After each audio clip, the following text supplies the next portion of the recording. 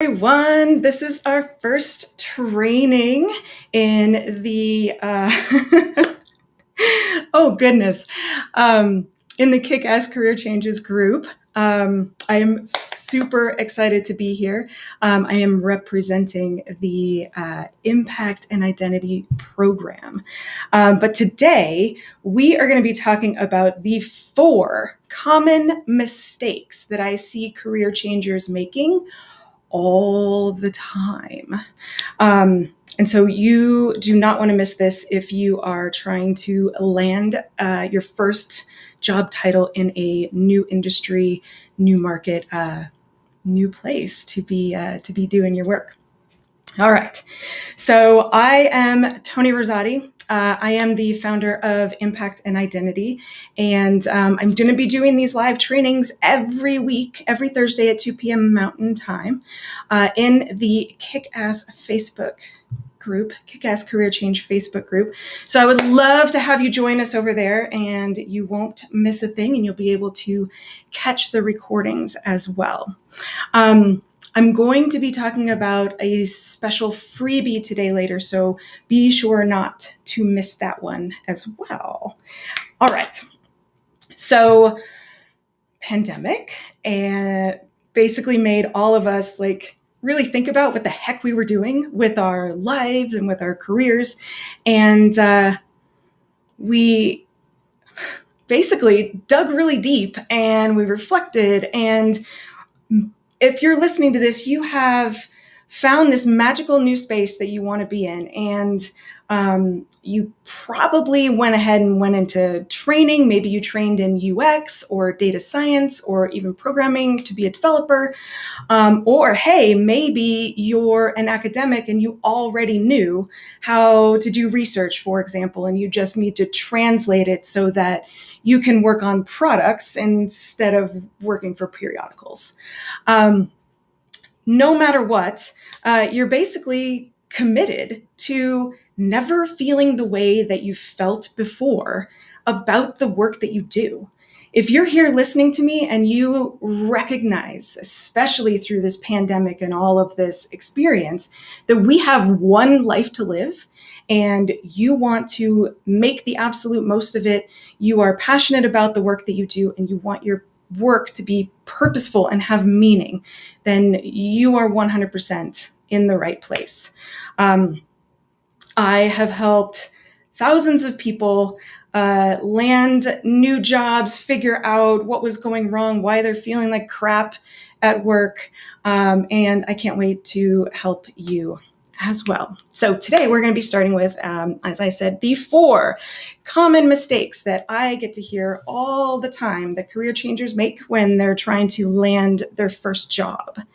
So as a career changer, you and the person that is hiring you know that you're probably not an expert, right? You're changing careers. You're doing something new. You're translating all the stuff that you did before into this just new world of yours. So how do you stand out in especially a crowded ocean of newbies like yourself that are competing for not enough, let's say, junior positions or things that you're qualified for? Well, what I normally see are these 4 things, and I can't wait to get into them. Okay, ready? The first one is using buzzwords and thinking that you guys share the same meaning. Just because you've said agile to somebody doesn't mean that you guys are talking about the same thing. Data science can mean anything from being an analyst to being a data engineer, someone that organizes all of the data coming in, to someone actually doing the machine learning or the neural net for, I don't know, recommendation engines or all sorts of crazy predictive stuff. And data science, just like UX, the titles and what they mean have deeply changed over many years. But then, the pandemic and everybody's trying to just hire and pull in the sexiest talent that they possibly can. So even in UX, a UX designer can mean something completely different at Pivotal than it does at a startup or even at Google. For example, a quantitative UX researcher at Microsoft is essentially a data scientist, whereas I have been a UX analyst and I was essentially doing Google Analytics. Wildly different, roughly the same titles. So just because you're using a buzzword like, hey, I'm a user experience designer or anything like that, you're not necessarily making sense to the person that you're talking to. You're not sharing the same meaning of that buzzword. I want to give you an example of how this can really go awry. I am watching the Handmaid's Tale, so I'm just going to pick the name Martha to tell you this story. But Martha was part of a boot camp. This was back when I was mentoring through a UX boot camp, and she had a background in marketing. And she came to me maybe on our, third session or so saying, okay, I think I know how to explain who I am. And let me see if I can remember exactly what she said. She says, I'm a UX designer that focuses on expanding value in multi-sided marketplaces. And that means something to me. And so I asked her what it meant to her. And I got this like blank stare. She didn't know what a value proposition really was. She didn't know what a multi-sided or two-sided marketplace or a platform was. And yet she was about to put herself out there as someone that does these things that she doesn't even know what they meant. And I was kind of floored and pushed her on it, but I'm glad that I did it in that private setting. You'll never know her real name, versus her doing that at interviews or at multiple interviews or spending months putting this on her resume and on her LinkedIn and creating an entire identity about it. When she doesn't even know what it meant. She literally said, well, I read an article and it said that businesses want this. It doesn't matter if businesses want it if you can't deliver it. So fast forward to a coaching client of mine. Her name is Haifa. And we created a positioning statement for her based on her previous work. She was actually not a fashion designer, an interior designer, and working with like industrial materials and translating all of this technical and creative stuff back and forth. And so just helping her understand how she could fit in as a user experience designer changed her entire life, changed her entire world and how she was going to show up as a new designer in this really, really crowded, competitive junior UX space. And so her statement was roughly that she's equipped to be the translator or the glue between the design, product, and engineering teams so that everybody is in alignment. Wildly different than either of them just saying, hey, I'm a user experience designer. You know what that means, right? No, they really don't. And it runs such the gamut that people are not understanding you. So number one tip is buzzwords aren't going to really get you anywhere.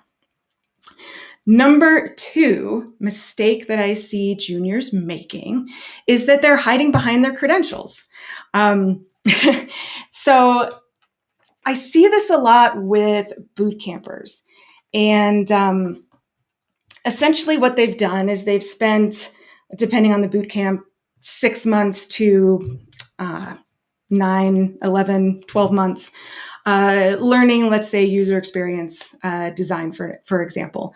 And in the beginning of that boot camp has told them, hey, this is a great market. You're going to love it. You can collaborate and design and creative and make things, and it's going to be awesome. And the industry is growing. Well, all of that is true, and maybe even pays more than the job that they were in before. But everyone and their mother seems to have gone to a user experience design boot camp over the pandemic, and now the junior market is entirely crowded, and people are getting really frustrated that they're having a hard time getting interviews and showing up, right? There's a bunch of companies out there that say, oh, yeah, it's an entry-level position, 3 to 5 years of experience required. This is the big joke in the UX world. I'll give you an example of one of those bootcamp students. Again, I'm watching The Handmaid's Tale, so I'm just going to call him Fred.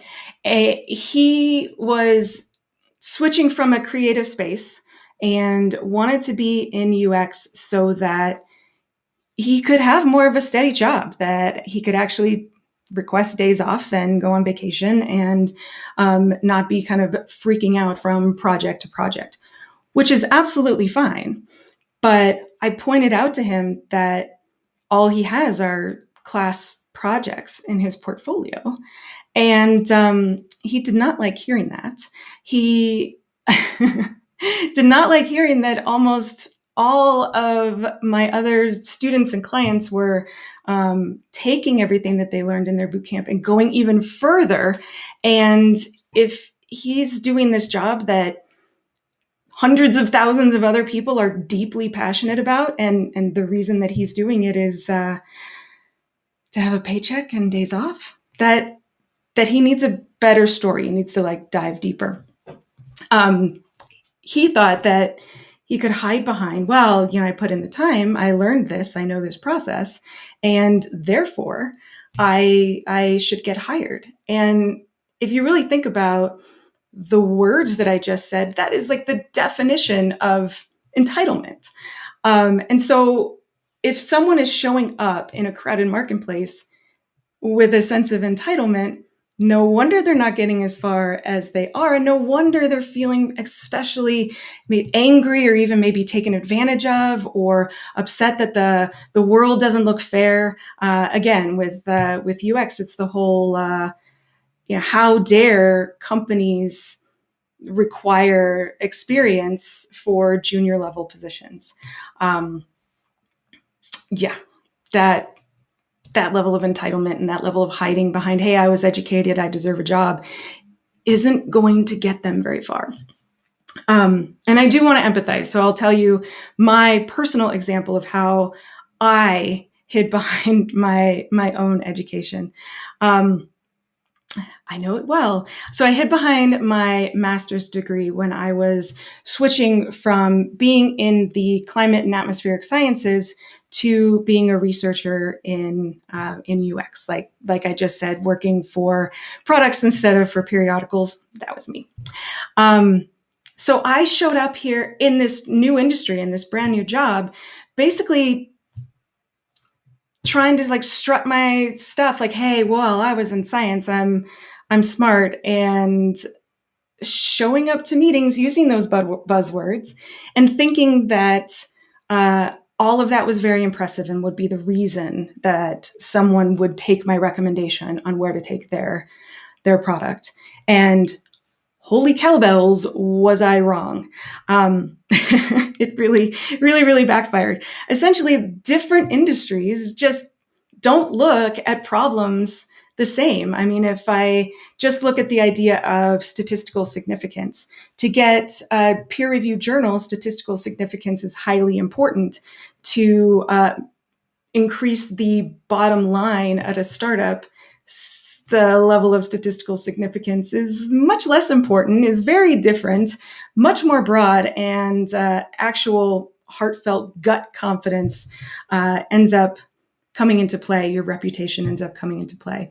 And so building trust by hiding behind an education or a credential isn't going to get you any further than it got me. And so I got my butt kicked in the very, very beginning, and I like to streamline things and save my clients from making the same mistakes that I made. A quick example of how I recently did this for a client. Her name is Melody, and she was an elementary school math teacher, and she had created all of these programs and and done these research projects to evaluate these programs. And even though she was loving UX research, she wasn't seeing how her old work even fit in remotely. So not that she was like hiding behind a credential or anything. She's like, yeah, I went to boot camp. I can do this. I can do this. But once I helped her really show, instead of just saying, oh, I'm a UX researcher, I am qualified, I went to this school. When I was able to help her show that she knew what the heck she was talking about, that she understood what a company needed and how these processes that she learned in boot camp actually work in the real world, things really changed. She ended up getting an interview at a company that she adored, and she was really able to impress them by translating all of these things that she had done before into the world that they're living in, essentially. To the extent that one of the people on the panel that she was interviewing with was a teacher before being in, I think, marketing in that particular role for her, and said, oh, wow, I never thought of this in teaching being just like this in design and product and marketing.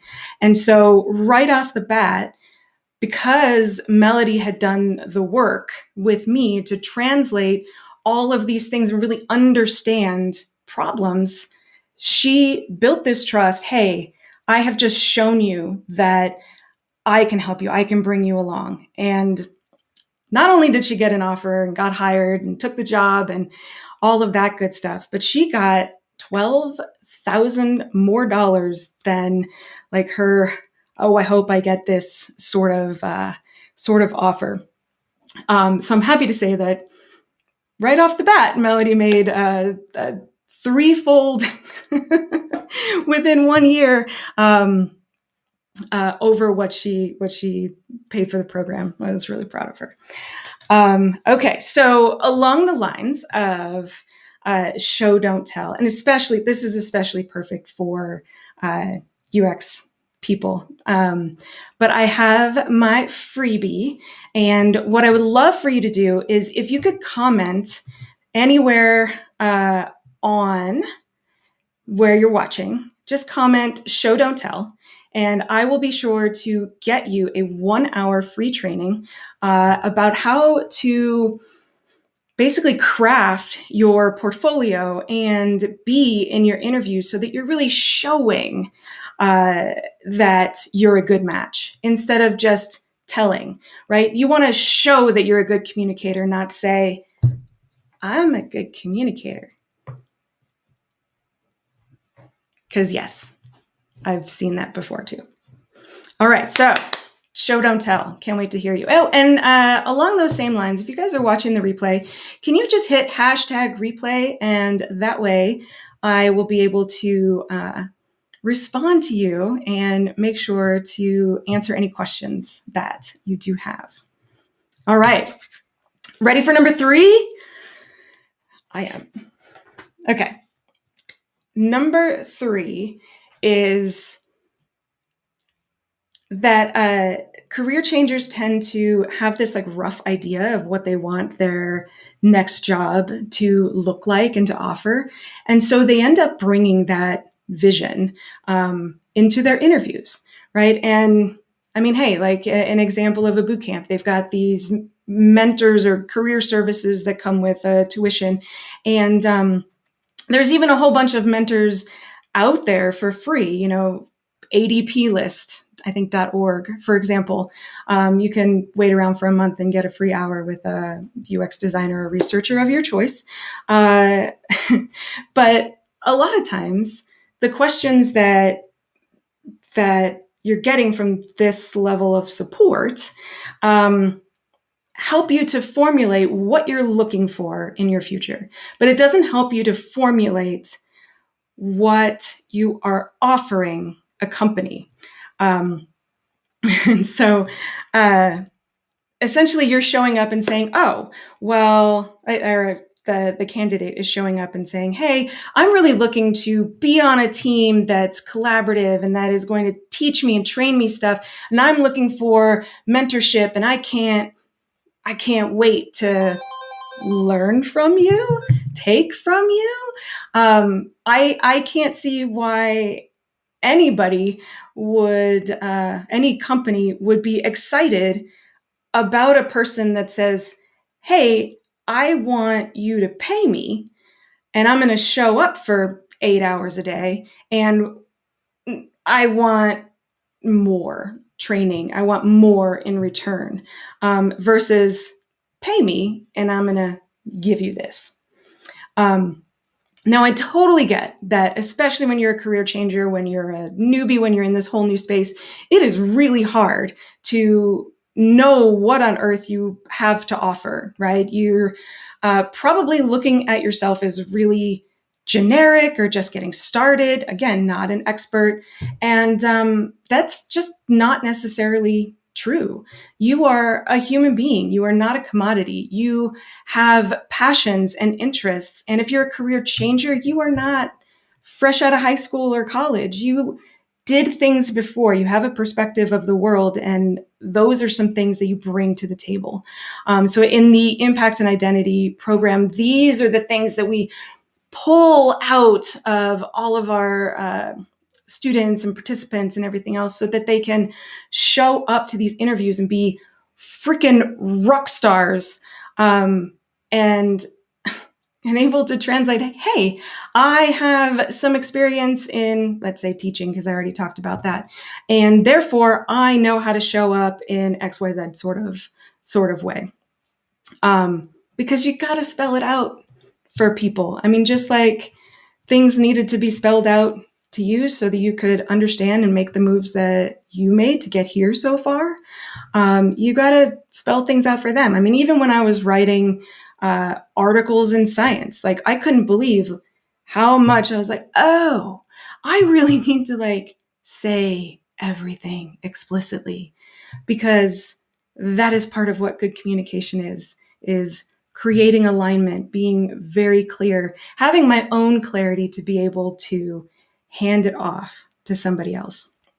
I have an example for this particular bullet as well. So I am going to show you, instead of just tell you, that the Impact and Identity program is very personal and very deep. So I'll do that by saying I had a surgery last year. I had a hysterectomy the day before Thanksgiving. And of course, whenever you're having a surgery, there's prep and there's conversations back and forth and all of that good stuff. And so my doctor called me early in November and said, okay, we've reviewed everything and you can have the laparoscopic option. And I went, oh, okay. That works for me. You know, it wasn't over here, but it wasn't over there. And so that was good by me. But my doctor thought she was being funny when she said, I'm not going to be performing that surgery because, and this doctor is going to be performing it because, quite frankly, she needs the practice more than I do. Excuse me?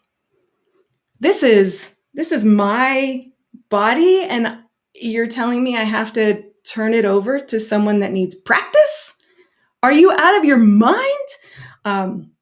So once we had that conversation and I realized the depth that it was just a joke, you know, I settled down. But why I'm telling you this is, if you are showing up to interviews saying, hey, I want you to train me and entertain me and give me mentorship, you're basically doing the same thing.